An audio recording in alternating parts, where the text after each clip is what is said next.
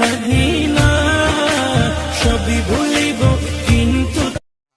ভিডিওটি ভালো লাগলে চ্যানেলটা সাবস্ক্রাইব করুন, লাইক করুন, শেয়ার করুন আর নতুন ভিডিও পাওয়ার জন্য।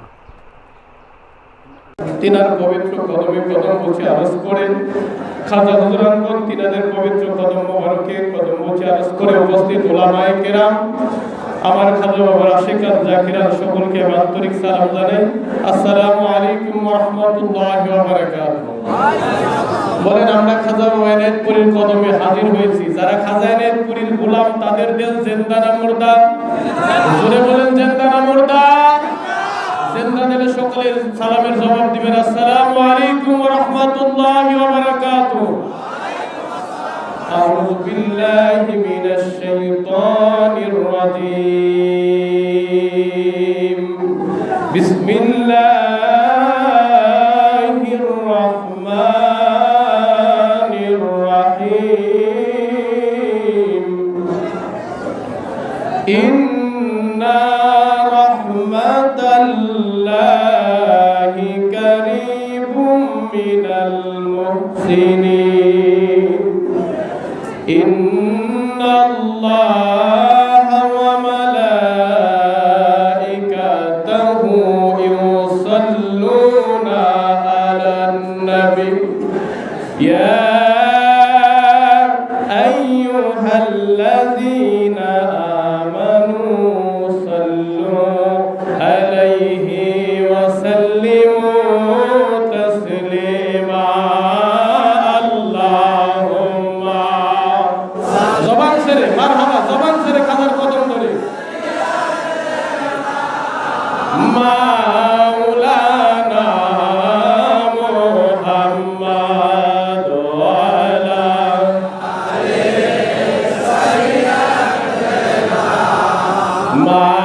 মাওলানা পাইলে নিরালাই গো নবী, পাইলে নিরালাই, পাইলে নিরালাই গো নবী, পাইলে নিরালাই। আমি দুই কদমে চুমু দেব, দুই কদমে চুমু খাবো, চরণ ধুলি মাগবো গাই, পাইলে নিরালাই গো নবী, পাইলে নিরালাই, পাইলে নিরালাই গো নবী, পাইলে নিরালাই। বাবারা নবীকে পাইতে চাই কি চাই না বলেন? জোরে বলেন চাই কি চাই না? আমরা দয়াল নবীকে পাওয়ার জন্য, আমার হায়াতুন নবী, আমার জিন্দা নবী মদিনাওয়ালাকে এক নজর দেখার জন্য আমার পীর খাজা এনায়েতপুরীর কদমে হাজির হয়েছি। কথা বলেন ঠিক কিনা? আশিকরা জাকিররা আমার পীরের কদমে হাজির হয়েছে, টাকার জন্য হাজির হয় নাই। কথা বলেন ঠিক কিনা? ধন সম্পদের জন্য হাজির হয় নাই। বাবারে আমরা আমার পীর খাজা এনায়েতপুরীর গোলাম, যারা খাজা এনায়েতপুরীর গোলাম, যারা খাজা বাবা এনায়েতপুরীর গোলাম, তাদের মকসদ হলো আমার মদিনাওয়ালা। কথা বলেন ঠিক কিনা? এনায়েতপুর আজিমুশান এই শেওড়াতলাতে বসে, আজিমুশান বড়ই তলাতে বসে আমার পীর খাজা বাবা এনায়েতপুরী সমগ্র দুনিয়ার মানুষদেরকে আমার নবীজির প্রেম শিক্ষা দেওয়ার জন্য একটা অফার দিলেন। কথা বলেন ঠিক কিনা?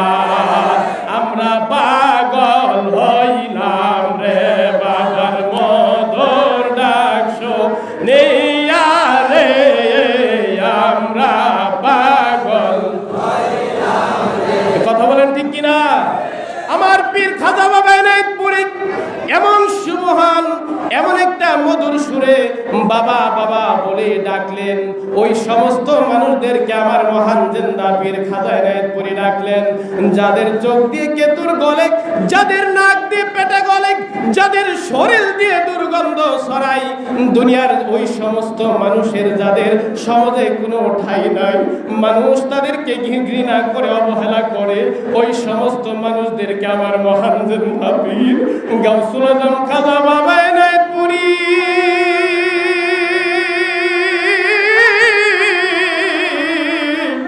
বাবা বাবা বলে, বাবা বাবা বলে ওই সমস্ত পাগলদেরকে আমার পীর খাজা এনায়েতপুরী বুকে টেনে নিয়ে আমার দয়াময় নবীদের প্রেম শিখায় গেলেন। কথা বলেন ঠিক না? আমরা পাগল হইলাম রে বাবার মধুর ডাক শুনিয়া, আমরা পাগল হইলাম রে। বাবারা, পাগল হওয়া কিন্তু সহজ না। কথা বলেন ঠিক কিনা? জোরে বলেন কথা ঠিক কিনা? বাবারে, দুনিয়ার সবাই কিন্তু আমরা পাগল, ঠিক কিনা? কোনো মানুষ কিন্তু ভালো না।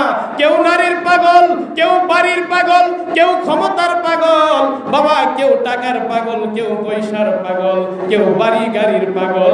এই সমস্ত পাগলের ভিতরে যে পাগলটা প্রকৃত পাগল, সেই পাগলটা হচ্ছে আল্লাহর পাগল। কথা বলেন ঠিক কিনা? এই মহাপবিত্র উরস পাকে, মহাপবিত্র উরস পাকে উরস শরীফের হাদিয়া মালের রশি এক হাতে ধরে আর এক হাতে লাল নিশান ধরে আল্লাহু আকবার। খাজা বাবা এনায়েতপুরী কি, খাজা বাবা এনায়েতপুরী কি, মহাপবিত্র উরস শরীফ কি, এনায়েতপুর পাক দরবার শরীফ কি, এইরকম স্লোগান দিতে দিতে আশেক জাকেররা ওই ময়লা যুক্ত কাপড় পরে, পুরান জামা পরে, তাদের শরীর থেকে দুর্গন্ধ ছড়ায়। এই সমস্ত জাকের বাইরে উরস শরীফের হাদিয়া মালের রশি এক হাত দিয়ে ধরে আর এক হাতে উরস শরীফের লাল নিশান ধরে যখন এনায়েতপুরের দিকে অগ্রসর হয়ে যায়, আমার পীরের কদমের প্রান্তে যখন হাজিরা দিতে থাকে, অনেক মানুষেরা এই সমস্ত মানুষদেরকে, জাকের ভাইদেরকে বন্ড বলে, বেদাতি বলে, পাগল বলে। বাবারে, মানুষ আপনাদের কষ্ট দেয়, আমাদের গালি দেয়। মনে রাখবেন, যারা প্রকৃত, যারা আমাদেরকে গালি দেয়, যারা আমাদেরকে বন্ড বলে, আমাদেরকে যারা বেদাতি বলে, তারা হচ্ছে দুনিয়ার পাগল। কথা বলেন ঠিক কিনা? আর যারা উরস পাকের হাদিয়া মাল এক হাতে, উরস পাকের হাদিয়া মালের রশি এক হাত দিয়ে ধরে আর এক হাত দিয়ে ধরে উরস শরীফের লাল নিশান এক হাত দিয়ে ধরে এনায়েতপুরের দিকে অগ্রসর, এনায়েতপুরের দিকে অগ্রসর হচ্ছে। বাবারে, ওই সমস্ত মানুষ কিন্তু দুনিয়ার পাগল নয়, ওই মানুষগুলো হচ্ছে আমার মদিনাওয়ালার পাগল। কথা বলেন ঠিক কিনা?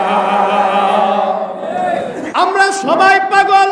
কেউ নারীর পাগল, কেউ গাড়ির পাগল, কেউ টাকার পাগল, কেউ পয়সার পাগল, কেউ ক্ষমতার পাগল। বাবারে, এই সমস্ত পাগলের ভিতরে আসল পাগল যারা আমার পীর খাজা এনায়েতপুরীর কদমে হাজির হয়েছে। কথা বলেন ঠিক কিনা? বাবার মধুর ডাক শুনিয়া রে আমরা পাগল। জোরে জোরে, বাবার মধুর ডাক শুনিয়া রে আমরা পাগল। পাগল হওয়াকে সহজ কথা, নবীর ইশকের তুফান সার। আল্লাহু আকবার! আর জোরে বলেন আল্লাহু আকবার! পাগল হওয়াকে সহজ কথা, নবীর ইশকের তুফান সারা। তাই তো লাইলি মজনুর প্রেমে ঘুরে জগৎ মায়া রে আমরা পাগল।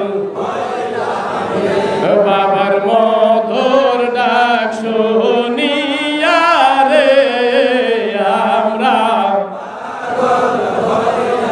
প্রকৃত পাগল হইতে চাইলে, আল্লাহর পাগল যদি ও দুনিয়ার মানুষ তোমরা হতে চাও, আমার রাসূলের পাগল যদি তোমরা দুনিয়ার মানুষ হতে চাও, আমার পীর খাজা এনায়েতপুরীর কদম ছাড়া কোনো উপায় নাই, কোনো উপায় নাই, কোনো উপায় নাই। কথা বলেন ঠিক কিনা? আর যারা আমার পীর খাজা এনায়েতপুরীর কদমে আসতে পারবে, খাজা এনায়েতপুরীর গোলাম যারা হইতে পারবে, আজ না হয় কাল মদিনাওয়ালা ওই পাগল মুরিদদেরকে দ্বিধা দিয়ে যাবে। বাবারে, যারা আমার পীর খাজা এনায়েতপুরীর গোলাম হবে, তাদের এই জগতেও কোনো ভয় নাই, পর জগতেও কোনো ভয়। দুনিয়ার কোথাও আমার পীর খাজা এনায়েতপুরীর মুরিদেরা মুসিবতে পড়ে, আমার পীর খাজা বাবা এনায়েতপুরী এমন একজন কামিল মুকামিল আল্লাহর ওলি, পৃথিবীর অনেক প্রান্তে একজন মুরিদ মুসিবতে পড়ে গেছে, খাজা বাবা এনায়েতপুরী গো